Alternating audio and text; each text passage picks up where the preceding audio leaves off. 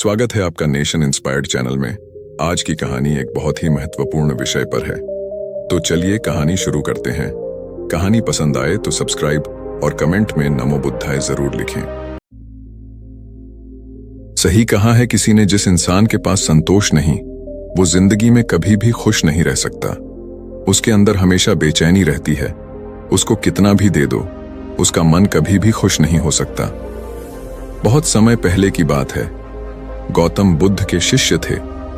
एक बार उनके मन में ख्याल आया कि महात्मा क्यों फालतू की चीजों में परेशान रहते हैं। सब कुछ त्याग दिया, ना तो हमारा कोई घर है, ना कोई खाने की अच्छी चीज है और ना ही किसी भी तरह की सुख सुविधा।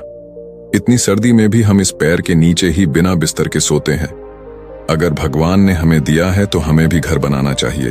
अपने घर से भी तो हम ज्ञान का संदेश दे सकते हैं। उसके मन में ख्याल आया कि उसे भी अपना एक घर बनाना चाहिए जिसमें आलीशान कमरे और सुख सुविधाएं हों। वो एक बार वो नगर में भ्रमण के लिए निकला था तो किसी ने उसे एक गद्दा तोहफे में दे दिया। वो गद्दा काफी आरामदायक था। उसने बोला, ये होता है असली सुख। देखो इस गद्दे पर सोने में कितना सुकून मिलता है। काश अगर एक कमरा भी ऐसे आरामदायक हो, फिर तो जिंदगी कुछ और ही बन जाए। लेकिन महात्मा है कि सुनते ही नहीं है। आखिर सब कुछ त्याग करके खुद को कष्ट पहुंचाना, ये कौन सा जीवन है। उसने विचार किया कि वह अगले दिन भिक्षा मांगने के लिए जाएगा और पैसे इकट्ठे करेगा ताकि वो अपना घर बना सके और आराम से उसमें जीवन गुजार सके।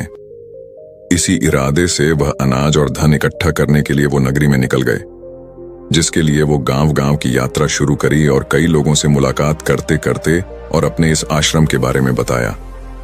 इसी यात्रा के दौरान उनकी मुलाकात एक किसान से हुई। वो किसान बहुत गरीब था लेकिन फिर भी काफी उदार दिल का था।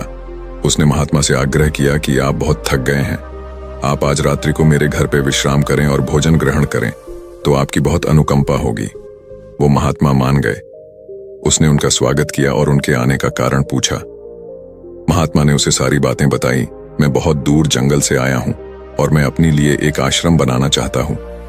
किसी विचार से मैं इस नगर में भ्रमण पर निकला हूं कि अगर मुझे कुछ धन मिल जाए तो मेरा काम आसान हो जाए। उस किसान ने महात्मा की बात सुनी और बोला, आप निश्चिंत रहें, हमारे गांव में बहुत से उदार और धनी लोग हैं जो आपकी मदद जरूर करेंगे। उसने महात्मा को भोजन कराया और बोला, आप चिंता ना करें, आप आज रात्रि को विश्राम करें, बाकी सुबह का कल देखेंगे। लेकिन उस किसान के घर में सिर्फ एक ही बिस्तर, एक ही चौकी थी और सोने का सिर्फ एक ही बंदोबस्त था। उसने महात्मा से आग्रह किया, आप मेरे बिस्तर पर सो जाइए, मैं नीचे जमीन पर सो जाऊंगा, मुझे कोई दिक्कत नहीं है। उसने एक पतली सी फर्श पर चादर बिछाई और फर्श पे लेट गया। थोड़ी ही देर में किसान जोर जोर से नाक बजाने लगा और गहरी नींद में सो गया। और यहां महात्मा को नींद नहीं आ रही थी। दरअसल उनकी पुरानी आश्रम में जो मोटा गद्दा था जिसको किसी ने उनकी दान में दिया, महात्मा को उस गद्दे पर सोने की आदत थी। उस गद्दे में वह आराम से सोते थे। लेकिन आज किसान की चौकी पे कोई मोटा गद्दा न था, इसलिए उनको रात भर उन्हें नींद नहीं आई और रात भर बस की किसान को देखते हैं और सोचते रहे, क्या आखिर ये कैसे निश्चिंत हो कि अपने फर्श पे सिर्फ एक पतली चादर पर नींद में सो रहा है। सारी रात ऐसे ही बीत गई। अगले दिन सुबह हुई, किसान उठा और महात्मा का चरण स्पर्श किया और महात्मा से पूछा कि आपको कोई रात में दिक्कत तो नहीं हुई। महात्मा ने बोला, नहीं, मुझे कोई दिक्कत नहीं हुई, लेकिन मैं तुमसे एक बात पूछना चाहता, तुम बिना किसी बिस्तर के इस फर्श पर कैसे सो जाते हो? तुम्हें नींद कैसे आ गई? मैं तो यही देखकर हैरान हूं।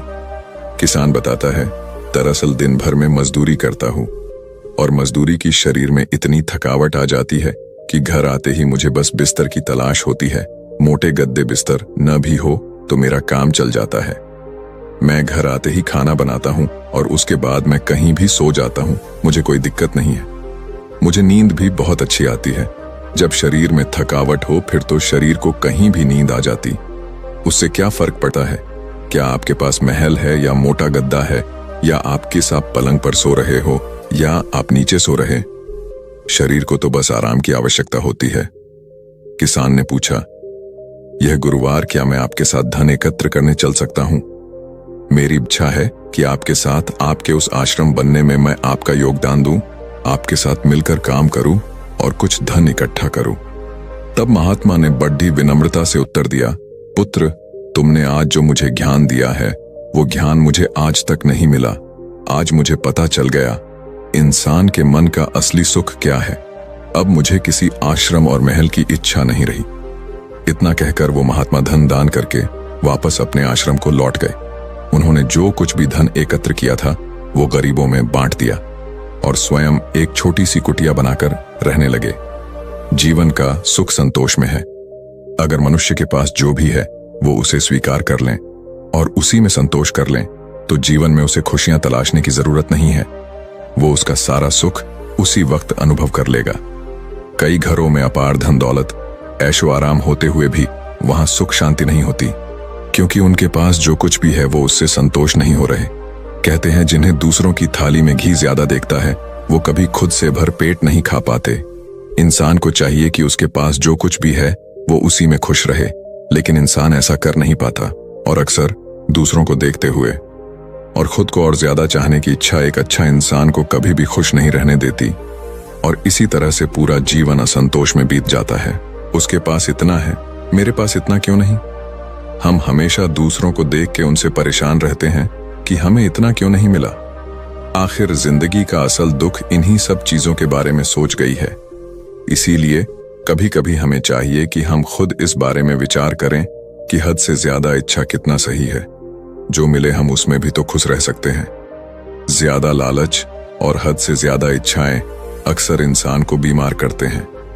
हम उम्मीद से ज्यादा अपेक्षाएं पालते हैं और जब वो चीज पूरी नहीं होती तो हमें दुख होता है और हम चिंता करने लगते हैं। जब जीवन में संतोष ही नहीं तो फिर भला जीवन का क्या मतलब। ऐसे में तो हर दिन हम परेशानी रहेंगे। इसीलिए इस बात पर विचार करने की आवश्यकता है। हमेशा याद रखें, संतुष्टि ही जीवन का मूल मंत्र है। अगर इंसान में संतोष है तो कोई भी दुख उसे तोड़ नहीं सकते। जीवन का यही रहस्य है, जो मिले उसमें खुश रहना सीखो। बाकी मुझे उम्मीद है आपको वीडियो पसंद आई होगी। वीडियो अच्छा लगे तो चैनल नेशन इंस्पायर्ड को सब्सक्राइब करके बेल आइकॉन ऑन कर लें और कमेंट में